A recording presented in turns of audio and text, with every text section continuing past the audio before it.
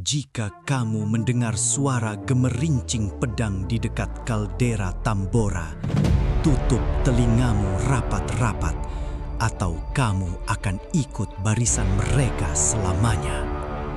Gunung Tambora bukan sekadar saksi bisu dari letusan terdahsyat dalam sejarah umat manusia.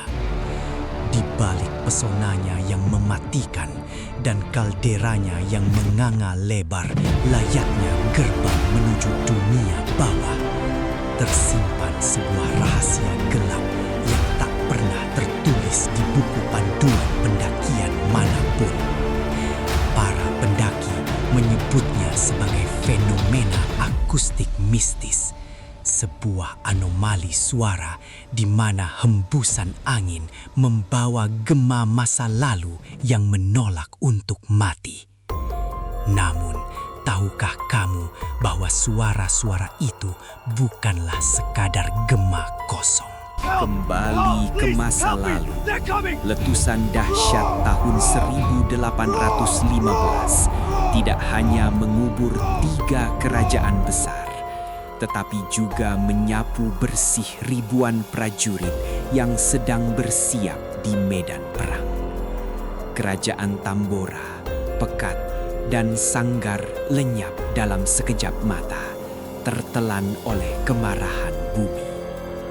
Namun, ambisi, dendam, dan hasrat untuk berperang dari para prajurit itu tidak ikut hangus menjadi abu.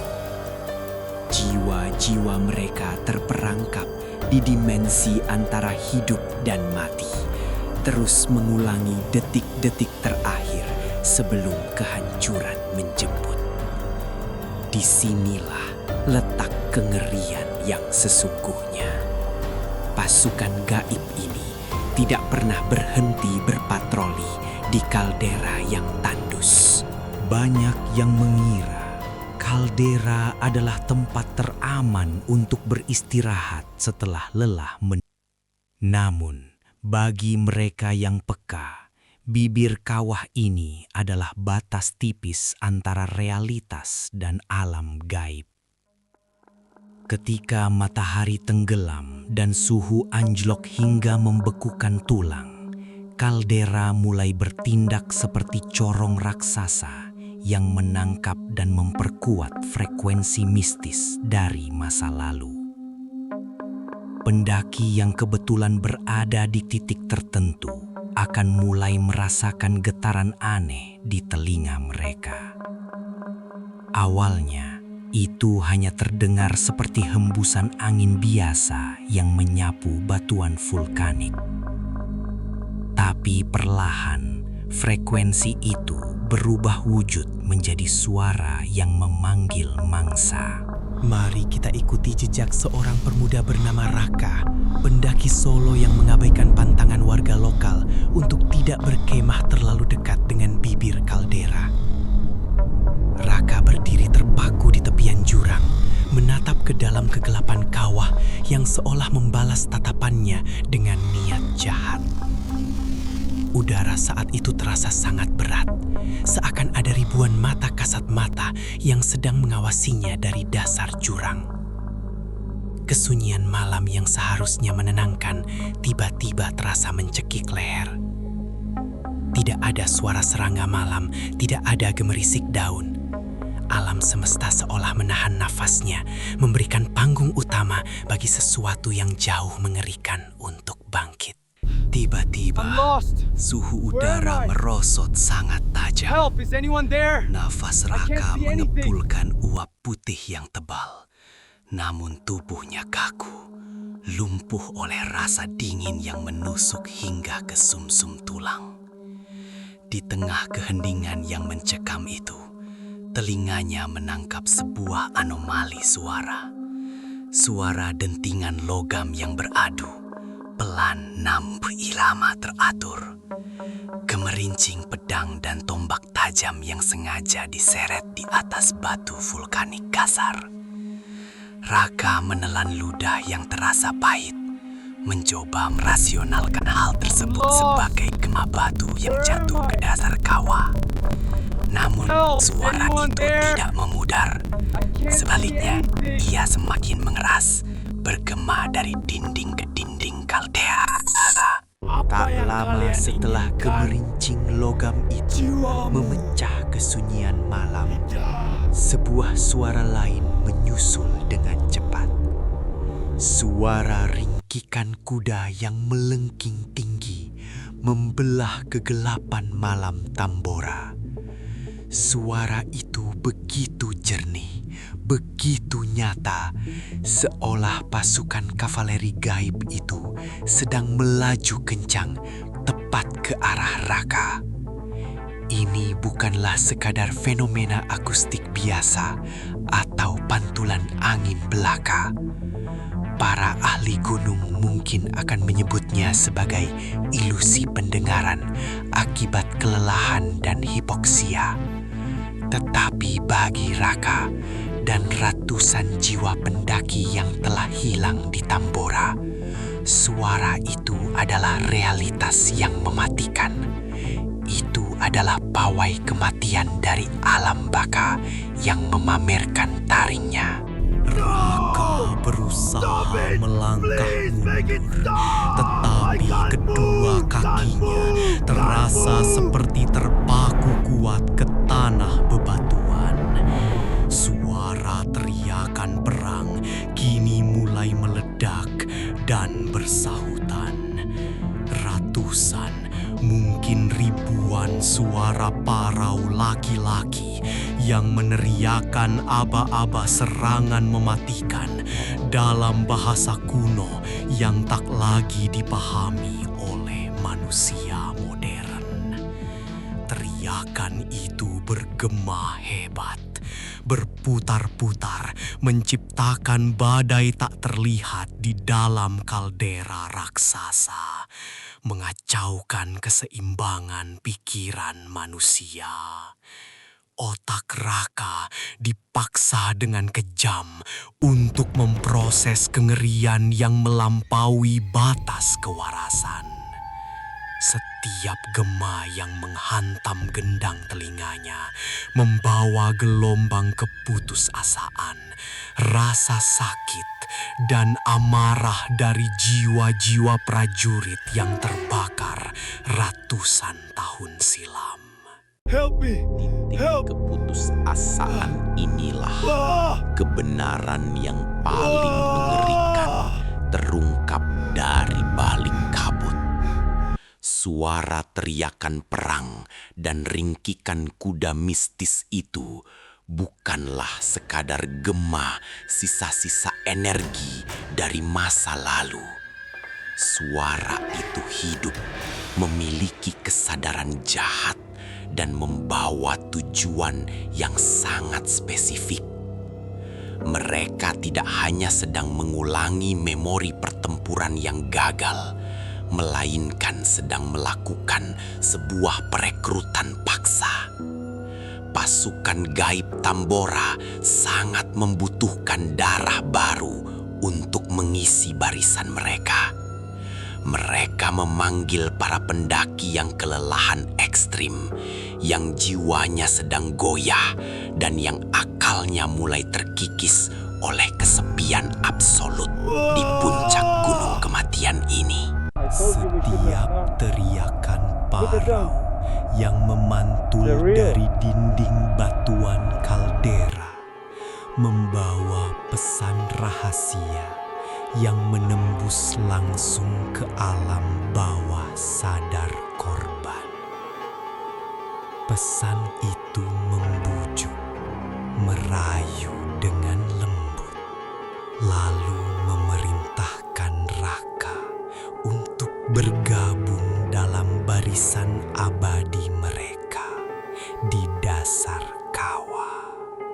Raka dijanjikan kejayaan tanpa akhir, diiming-imingi jalan pintas dari segala rasa sakit dan kelelahan mendaki yang menyiksanya. Suara-suara mistis itu mulai meracuni pikiran murninya, mengubah persepsinya secara drastis. Jurang kaldera yang curam dan mematikan itu kini disulap menjadi terlihat seperti padang rumput hijau yang sangat damai dan mengundang langkah kakinya. Hipnotis suara kuno itu mulai bekerja dengan sempurna, meretas saraf-saraf sadarnya.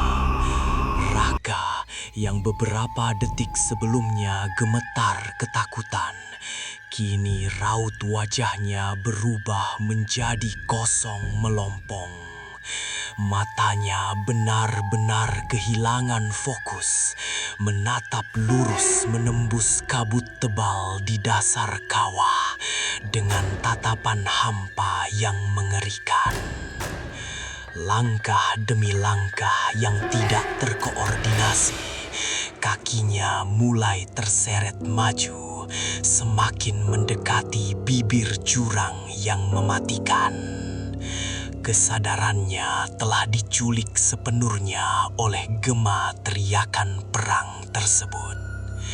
Di dalam kepalanya, ia mendengar sang panglima gaib memanggil namanya dengan jelas, mengundangnya secara langsung untuk mengambil posisi paling depan di barisan pasukan kematian. Kaki kanannya kini berada tepat di bibir jurang, hanya berjarak beberapa sentimeter dari kematian yang pasti. Sedikit saja ia mencondongkan tubuhnya ke depan, maka tubuhnya akan terjun bebas berkalang batu sejauh ratusan meter ke dasar kaldera.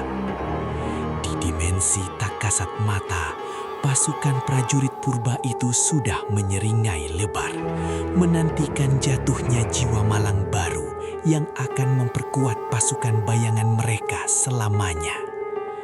Teriakan perang di telinga Raka mencapai titik klimaksnya, terdengar seperti gemuruh badai yang memekakkan gendang telinga.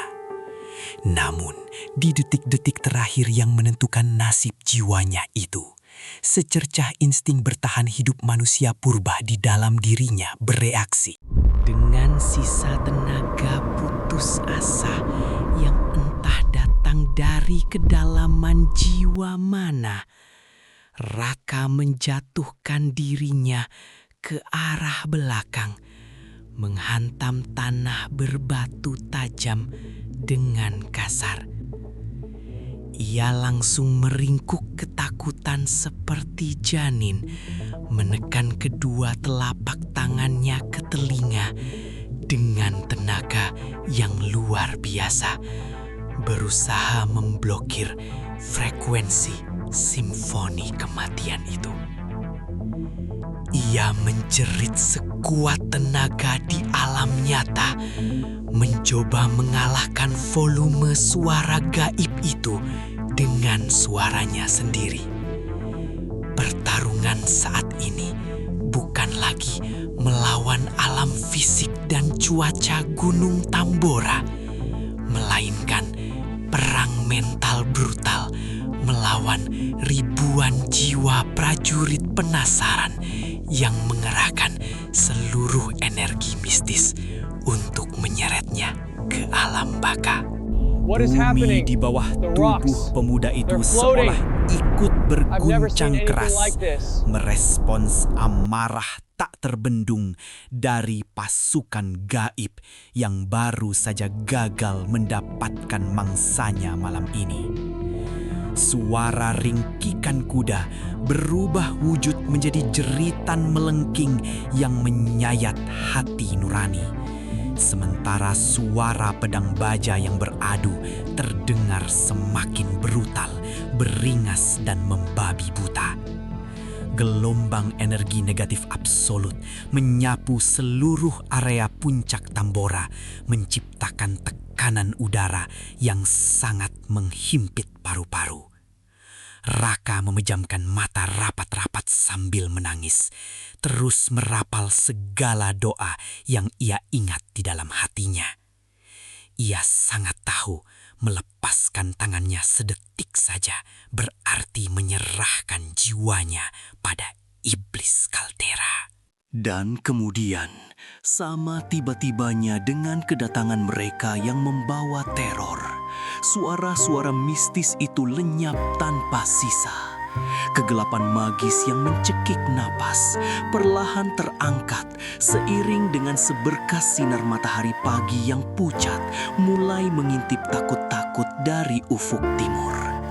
Angin kembali berhembus dengan ritme normal, membawa hawa dingin pagi khas pegunungan yang menyegarkan, bukan lagi hawa kematian yang busuk. Raka membuka matanya perlahan dengan sisa-sisa trauma.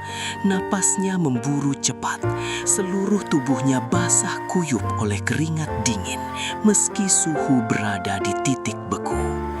Ia telah selamat dari malam perekrutan yang mengerikan, terlepas dari cengkraman maut kaldera. Gunung Tambora selalu menyimpan sejarah tragis yang terukir abadi di setiap inci batuan kalderanya. Bagi kamu yang merasa memiliki nyali untuk menjejakkan kaki di tanah para raja yang telah lama musnah ini, ingatlah baik-baik satu aturan emas yang pantang dilanggar. Tetaplah waspada saat kabut senja mulai turun menyelimuti tendamu. Jika angin di sekitarmu tiba-tiba berhenti berhembus dan udara menjadi sangat dingin secara tidak wajar, lalu sayup-sayup telingamu menangkap suara gemerincing logam beradu dan derap langkah kuda dari kejauhan, jangan pernah mencari tahu dari mana asalnya. Tutup telingamu rapat-rapat, atau kamu akan menjadi prajurit mereka selanjutnya.